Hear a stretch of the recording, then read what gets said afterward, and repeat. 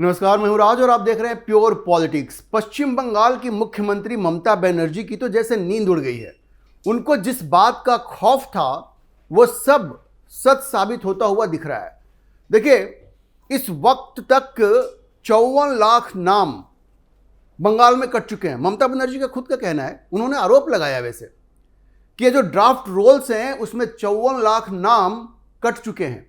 ये जो SIR वहां पे हो रहा है, और ममता बनर्जी को अब खौफ ये है कि आगे चल करके 1 करोड़ से भी ज्यादा नाम काटे जाएंगे। मतलब कुल मिलाकर के 1 करोड़ 60 लाख के आसपास नाम जो हैं वो पश्चिम बंगाल के इलेक्टोरल रोल से कटने वाले हैं। और ये देख करके, ये समझ करके ममता बनर्जी बिल्कुल पागल हो चुकी हैं।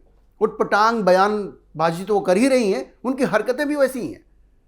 अभी आपने देखा होगा वो इस कदर डर गई हैं कि ईडी के छापे में भी, जो वो प्रतीक जैन के यहाँ छापा पड़ा आईपैक वाला, मैं आपको विस्तार से बताऊंगा उसके बारे में, वहां भी वो किस तरह से एक मुख्यमंत्री होते हुए वो खुद वहां जाती हैं।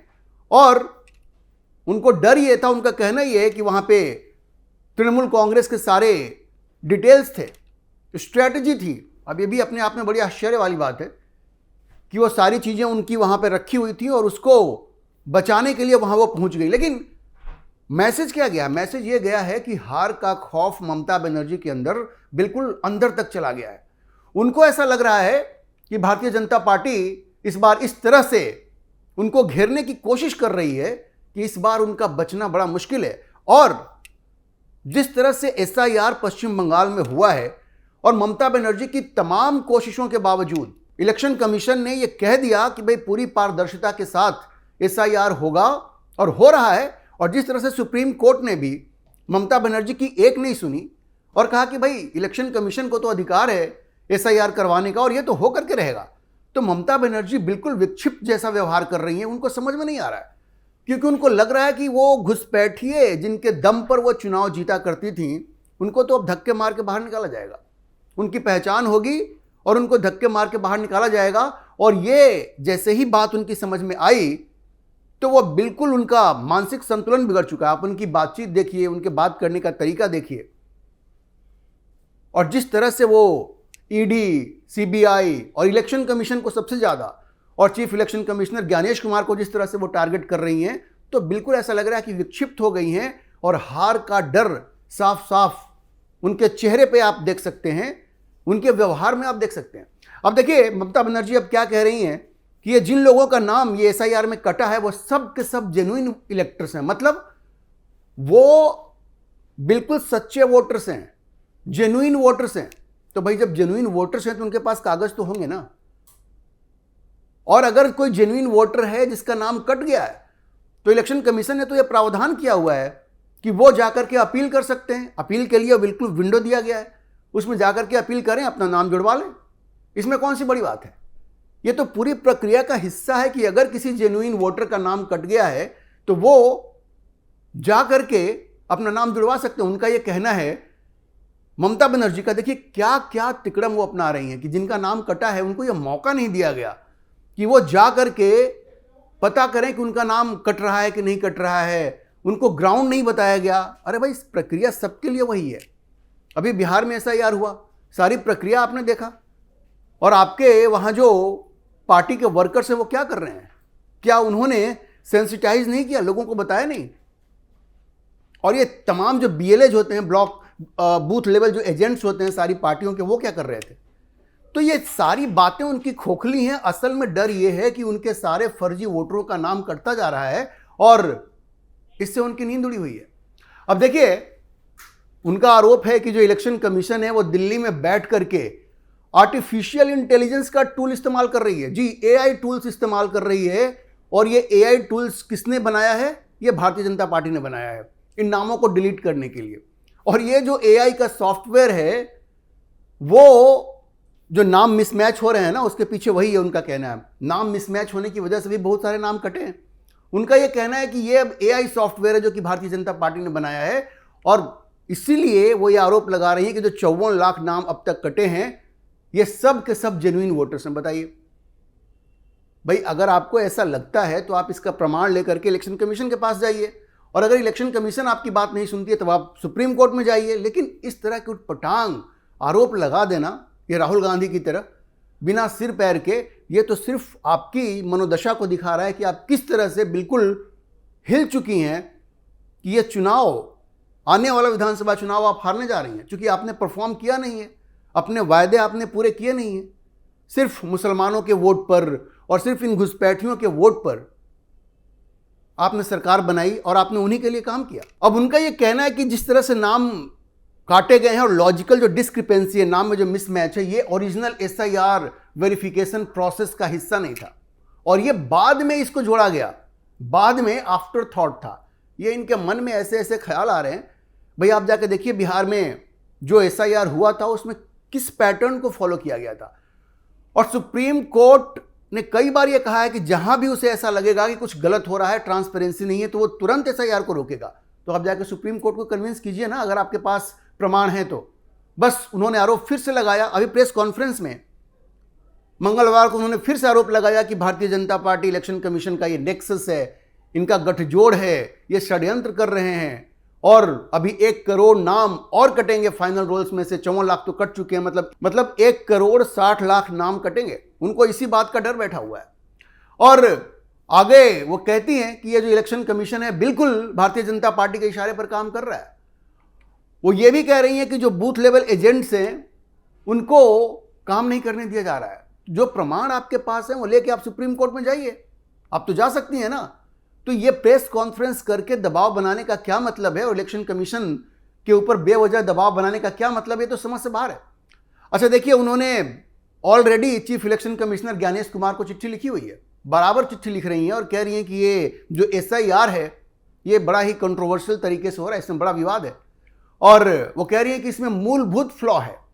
और साथ में वही उन्होंने पकड़ लिया है कि आर्टिफिशियल इंटेलिजेंस से ये नाम डिलीट किए जा रहे हैं और इसको बंद कर देना चाहिए, ये सही नहीं है। भाई आप तो ये डिसाइड नहीं करेंगी ना, जो टेम्पलेट है वो सुप्रीम कोर्ट ने अप्रूव किया हुआ है। अगर आपके पास कोई वैलिड रीजन है तो आप प्रमाण लेकर के सुप्रीम कोर्ट के पास जाइए। वैसे तो इलेक्शन कमीशन भी आपकी बात सुनने को तैयार है, लेकिन आपके पास कोई प्रमाण नहीं है। चूंकि आपके फर्जी वोटरों के नाम कट रहे हैं इसलिए आपको तकलीफ हो रही है। और मैंने आपको बताया कि कैसे वो आईपैक के ऑफिस में जब ईडी का छापा पड़ा वो कोल स्कैम से रिलेटेड, तो किस तरह से ममता बनर्जी वहां पहुंच जाती हैं। एक राज्य की मुख्यमंत्री जा करके ईडी के रेड को रोकती हैं। इससे आप समझ सकते हैं कि किस हद तक वो अपने पद का दुरुपयोग कर रही हैं। भाई जिस तरह से आपको ये वैधानिक अधिकार है पश्चिम बंगाल को चलाने का, वैसे ईडी का भी अपना अधिकार है और आपने सीधे सीधे वहां पे जा करके और इस ईडी रेड को रोका, तो जनता तो ये देख रही है ना कि आप किस तरह से विचलित हो गई हैं और आपको हर चीज में कॉन्स्पिरेसी दिख रही है कि हर कॉन्स्पिरेसी आपके खिलाफ है।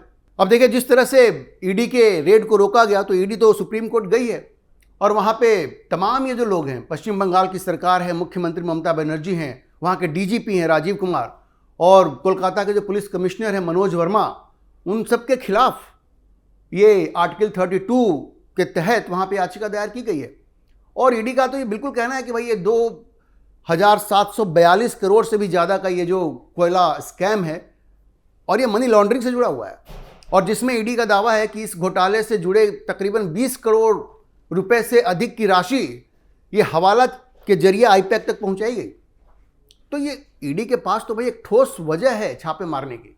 आपको क्या परेशानी है इसमें? और ईडी ने सुप्रीम कोर्ट को बताया कि भाई ये ममता बनर्जी 100 से अधिक पुलिस कर्मियों के साथ प्रतीक जैन जो आईपैक को हेड करते हैं वहां उनके आवास पे पहुंच गई और ईडी अधिकारियों को रोक दिया, वहां से फाइल उठा करके अपने साथ ले गई। आप समझिए कि किस तरह से वो बिल्कुल हिली हुई हैं। साथ में जो लैपटॉप थे जिनको सीज किया गया था, मोबाइल फोन और जो डॉक्यूमेंट्स थे उनको जबरन अपने साथ लेकर के चली गई वो। तो आप समझिए कि किस तरह की बेहुदा हरकत ममता बनर्जी बंगाल में कर रही हैं। एक तो देखिए ये चैलेंज है, जिस तरह से ईडी सीबीआई सब उनकी नकेल कस रहे हैं, उनका दिमाग हिला हुआ है। उसके अलावा ये तो करप्शन के लेवल पे जो उनको चैलेंजेस का सामना करना पड़ रहा है, उसके अलावा एसआईआर के लेवल पे जो उनको चैलेंजेस का सामना करना पड़ रहा है, उनकी नींद ऐसे ही नहीं उड़ी है। एसआईआर से उनकी नींद उड़ी हुई है, ईडी जो रेड कर रही है उससे उनकी नींद उड़ी हुई है, अभिषेक बनर्जी जिस तरह के केसेस में फंसे हुए हैं उससे उनकी नींद उड़ी हुई है। और उसके अलावा जो पॉलिटिकल चैलेंज है, जो हुमायूं कबीर और ओवैसी का जो अलायंस बन रहा है वहाँ पे, अभी तक जिस मुसलमान वोट के सहारे वो चुनाव जीतती रही हैं, अब उसी में सेंध लगाने की तैयारी है। हुमायूं कबीर को अब लग रहा है कि भाई मुसलमानों की आबादी तो लगभग वहाँ 40% पहुँच रही है, तो वो क्यों ममता बनर्जी को मुख्यमंत्री बनाए? उनको लगता है हम खुद ही बन सकते हैं। और ओवैसी तो इस मौके की तलाश में रहते ही हैं। देखिए राजद का गेम कैसे खराब किया है ओवैसी ने। बिहार में जो सीमांचल का एरिया है वहाँ पे लगातार 5-5 सीटें तो वो जीत रही हैं ना, और आसपास के इलाकों में लगातार वो आरजेडी का वोट भी काट रही है। अब पश्चिम बंगाल में हुमायूं कबीर ने बाबरी मस्जिद का नया गेम खेला, वहाँ पे शिलान्यास भी कर दिया, लाखों की संख्या में लोग वहाँ आ रहे हैं, जुमे को नमाज पढ़ रहे हैं। तो ये जो हुमायूं कबीर और ओवैसी का जो अलायंस है वो ममता बनर्जी के लिए एक अलग ही हेडेक है वहाँ पे। और अगर 200 सीटों पे अगर वो चुनाव लड़ते हैं तो किसका नुकसान करेंगे? जाहिर है ममता बनर्जी का ही वोट कटेगा। तो ये सारे चैलेंजेस ऐसे हैं जिसने कि ममता बनर्जी को मानसिक रूप से जैसे विक्षिप्त कर दिया है, और ये सारी चीज़ें उनके व्यवहार में दिख रही हैं। और भारतीय जनता पार्टी फिर से एक रिसर्जेंट वहाँ पे दिख रही है। भारतीय जनता पार्टी को एक नया होप मिला है, क्योंकि पहली बार वहाँ पे जो ठोस वोट बैंक रहा है ममता बनर्जी का, उसमें सेंध लगता हुआ दिख रहा है। और पश्चिम बंगाल में जो हिंदू वोटर्स हैं वो एकजुट हो रहे हैं। जैसी खबरें आ रही हैं वहाँ से, हिंदू वोटरों का एकजुट होना और मुस्लिम वोट बैंक में सेंध लगना, ये ममता के लिए बहुत बुरी खबर है। इसके अलावा करप्शन के मुद्दे पे, लॉ एंड ऑर्डर के मुद्दे पे ममता बनर्जी की इमेज जिस तरह से खराब हो रही है वहाँ पे, तो इन सबों को अगर एक साथ देखा जाए तो ममता बनर्जी बिल्कुल ही कमज़ोर विकेट पे दिख रही हैं, और आने वाले चुनाव में उनकी बुरी हार बिल्कुल तय दिख रही है। उनकी हार होनी ही है। और अगर सब कुछ ऐसे ही चलता रहा तो पश्चिम बंगाल में आप देखेंगे कि भारतीय जनता पार्टी की सरकार इस बार बनेगी, और पश्चिम बंगाल की जनता को ममता बनर्जी से मुक्ति आखिरकार मिल ही जाएगी। तो आने वाले विधानसभा चुनावों के लिए वहां बिसात बिल्कुल बिछ गई है। ममता बनर्जी के लिए बहुत बड़ा हेडक है। करप्शन के मुद्दे पे वो एक्सपोज हो गई हैं। एसआईआर ने उनकी नींद उड़ा दी है। हुमायूं कबीर और ओवैसी उनके मुस्लिम वोट बैंक में सेंध लगा रहे हैं, और वहीं दूसरी ओर भारतीय जनता पार्टी दिन प्रतिदिन ताकतवर होती जा रही है, हिंदुओं को एकजुट करती जा रही है। तो आने वाले चुनाव में ममता बनर्जी इस बात के लिए तैयार रहें कि उनकी बहुत बुरी हार हो रही है, और इनके जितने भी टेंट्रम्स हैं ये कोई काम नहीं आएगा। इस बार उनको बुरी शिकस्त से कोई नहीं बचा सकता। अभी के लिए इतना ही। हम इस खबर पर नजर बनाए रखेंगे और आपको अपडेट करते रहेंगे। इस विषय पर आप क्या सोचते हैं अपनी राय कमेंट बॉक्स में जरूर लिखें, और अगर आपको ये वीडियो पसंद आया हो तो आप इसे लाइक करें, शेयर करें और हमारे चैनल को सब्सक्राइब जरूर करें।